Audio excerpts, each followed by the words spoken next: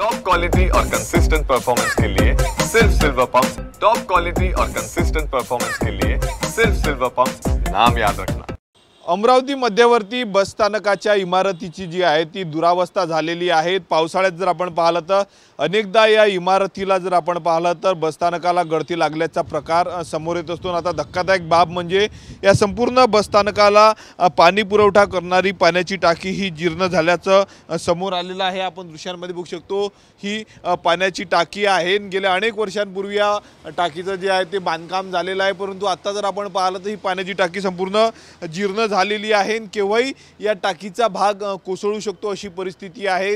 अनेक ठिकाणी जर आपण पाहिलं तर फिल्लरला क्रॅक या टाकीचे संपूर्ण गेलेले आहेत। त्यामुळे कधी या टाकीवरला मलबा पडून दुर्घटना घडण्याची जी आहे ती शक्यता नाकारता येत नाही। दररोज हजारो प्रवासी जर आपण पाहिलं तर अमरावतीच्या मध्यवर्ती बस स्थानकामधनं राज्यात वेगवेगळ्या ठिकाणी प्रवास करत असतात आणि अशातच दुर्घटना घडू शकते असं जे आहे ते बोललं जातं। आपण दृश्यांमध्ये बघू शकतो या ठिकाणी मोठी ही पाण्याची टाकी आहे आणि याच पाण्याच्या टाकीमधनं जे आहे ते संपूर्ण प्रवाशांना असेल आणि चालक वाहकांना जे आहे ते पाणी पुरवठा केला जातोय। परंतु आपण बघू शकतो या ठिकाणी अशा पद्धतीनं फिल्लर जे आहे ते संपूर्ण हे बघू शकतो आपण अशा पद्धतीनं जे आहे ते हे बघा अशा पद्धतीनं संपूर्ण या ठिकाणी ढिगारे जे आहेत ते निघालेले आहे आणि हे पडून कुठलीही दुर्घटना जी आहे ती होऊ शकते अशी परिस्थिती या ठिकाणी निर्माण झालेली आहे।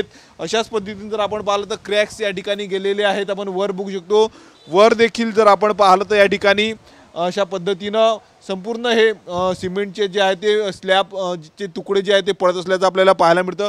पूर्ण फिल्लर जे आहे ते हे क्रॅक झालेले आहेत। बांधकाम जुनं आहे, परंतु याकडे एसटी महामंडळाच्या वरिष्ठ अधिकाऱ्यांचं दुर्लक्ष असल्याचं बोललं जात आहे। दुसरीकडे पाण्याच्या टाकीची देखील वेळेवर सफाई होत नाही, साफसफाई गेल्या अनेक महिन्यांपासून होत नाही असं देखील बोललं जातं आणि त्यामुळे आरोग्याशी एसटी महामंडळ खेळतंय का असा प्रश्न निर्माण झालेला आहे।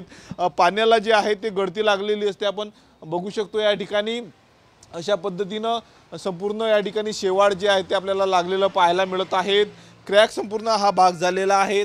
आपण बघू शकतो या ठिकाणी पिलर संपूर्ण असे क्रॅक झालेले, त्यामुळे नवीन इमारत केव्हा होणार हा देखील प्रश्न निर्माण झालेला आहे। तात्पुरती मलमपट्टी देखील का करत नाही असं देखील विचारलं जात आहे। आपण बघू शकतो पुन्हा एकदा ही पाण्याची संपूर्ण टाकी जी आहे ती अनेक ठिकाणी क्रॅक झालेली, त्यामुळे केव्हाही ही टाकी कोसळू शकते आणि यामध्ये मोठी दुर्घटना होण्याचा अंदाज जो आहे तो वर्तवला जातो। त्यामुळे प्रवाशांची सुरक्षा वाऱ्यावर आहे का असा प्रश्न जो आहे तो निर्माण झालेला आहे। कॅमेरामन अनिकेत दहातोंडेसह मी स्वप्नील उमाप, TV9 मराठी, अमरावती।